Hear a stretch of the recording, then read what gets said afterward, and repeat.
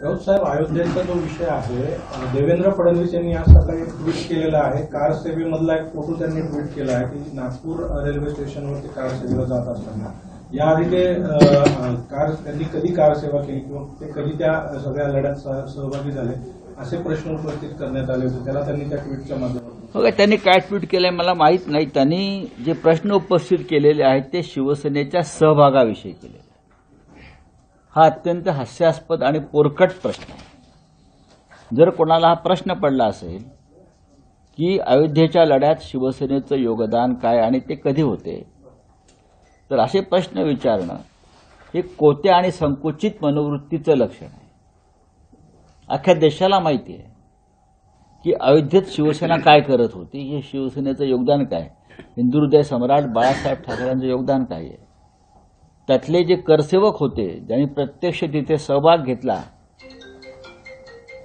त्यातले अनेक करसेवकांना आम्ही उद्याच्या शिबिरामध्ये आमंत्रित केलं आहे. सन्मानानं आम्ही त्यांचा सत्कार करणार आहोत आणि डेमोक्रेसी क्लबला त्यासाठी एक प्रदर्शन आम्ही केलेलं आहे शिवसेनेच्या सहभागाविषयी. ज्या आमच्याकडे उपलब्ध काही त्या संदर्भात, जसं त्यांनी आपला एक जुना फोटो टाकलाय नागपूरच्या फडणवीसांनी, तशी छायाचित्र, पोलीस स्टेशन, आमच्यावर झालेल्या कारवाया, आम्ही हजर राहिलो कोर्टापुढे, ते सगळं आमच्याकडे आहे ना. तुम्हाला पुरावा द्यायची गरज नाही आम्हाला. तुम्ही कोण? तुमचे लोक पळून गेले तिथून, सगळ्यांना माहिती आहे. आणि शेवटी बाळासाहेब ठाकरेंनी जबाबदारी स्वीकारली. यापेक्षा मोठा पुरावा काय असतो? तुम्ही नागपूर स्टेशनला आहात, पुढे पोहोचलात का? नागपूर स्टेशनचे फोटो आहेत आमच्याकडे, प्रत्यक्ष घुमटावरचे आहेत ना व्हिडिओ.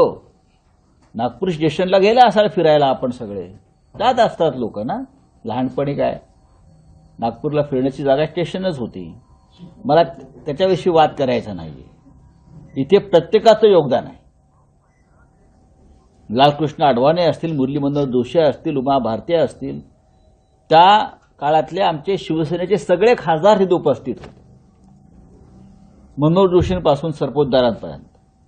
विद्याधर गोखले तिकडे पोहोचले होते. सगळे खासदार, मुंबईतले, महाराष्ट्रातले जिल्हा प्रमुख, तालुका प्रमुख, विभाग प्रमुख, त्यातले आता काही हयात आहेत काही नाहीत, त्यातले बरेचसे लोक उद्या आम्ही तिथे डेमोक्रेसी क्लबला त्यांचं एक एक्झिबिशन, आम्ही प्रदर्शन भरवतोय आणि सुभाष देसाई यांच्या संकल्पनेतून ते प्रदर्शन आम्ही भरवतो.